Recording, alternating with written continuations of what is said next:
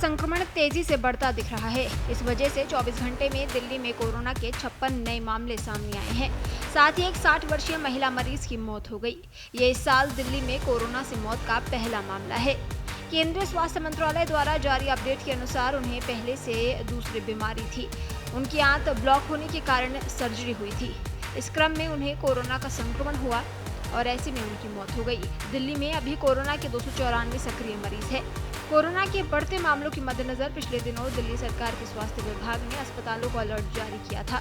साथ ही अस्पतालों में सभी को मास्क पहनने का निर्देश दिया था। डॉक्टरों का कहना है कि लोगों को घबराने की जरूरत नहीं है, लेकिन सतर्क रहने की जरूरत है। बताया जा रहा है कि संक्रमण दर 11% है।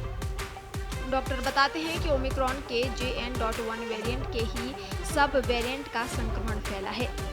थोड़े मामले बढ़ेंगे, लेकिन ज्यादातर लोगों को वायरल जैसी हल्की परेशानी हो रही है। जिन्हें पहले से डायबिटीज, हाइपरटेंशन, किडनी की बीमारी है और दूसरे रोग हैं, उन्हें अधिक सतर्क रहने की जरूरत है, क्योंकि उन्हें परेशानी हो सकती है। केंद्रीय स्वास्थ्य मंत्रालय के मुताबिक 30 मई तक देश भर में 2710 मामले दर्ज किए गए। सबसे ज्यादा कोरोना के 1147 एक्टिव केस केरल में है। उसके बाद महाराष्ट्र में 424 केस एक्टिव हैं। वहीं उसके बाद तीसरे नंबर पर दिल्ली में 223 केस एक्टिव हैं। स्वास्थ्य सचिव पुण्य सलीला श्रीवास्तव ने 29 मई को सभी राज्यों के मुख्य सचिवों और केंद्र शासित प्रदेशों के प्रशासकों को एक पत्र लिखा। स्वास्थ्य मंत्रालय ने पत्र में राज्यों और केंद्र शासित प्रदेशों को अस्पतालों की तैयारी जांचने के लिए कहा है। इसमें जिला और उप जिला स्तर के अस्पताल, मेडिकल कॉलेज और दूसरे स्वास्थ्य केंद्र शामिल हैं। अस्पतालों में जांच की सुविधा, जरूरी दवाएं, PPE kit, isolation ward, oxygen supply, critical care bed और वेंटिलेटर जैसी सुविधाएं होनी चाहिए।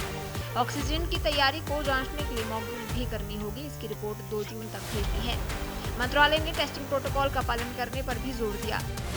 जिस तरह से देश भर में कोविड-19 के मामलों में एक बार फिर वृद्धि दर्ज की गई है, इसका प्रमुख कारण माना जा रहा है नए उभरते वेरिएंट्स हैं KP1 और KP2। हेल्थ एक्सपर्ट्स ने बताया कि अब तक के आंकड़ों से पता चलता है कि इन वेरिएंट से संक्रमित अधिकांश मरीजों में लक्षण हल्के हैं, लेकिन ये मान लेना कि ये वायरस अब हानि रहित है, ये एक खतरनाक सोच हो सकती है। वायरस में तेजी से फैलने की क्षमता है और ये बुजुर्गों, गर्भवती महिलाओं और पहले से बीमार लोगों के लिए गंभीर रूप ले सकता है।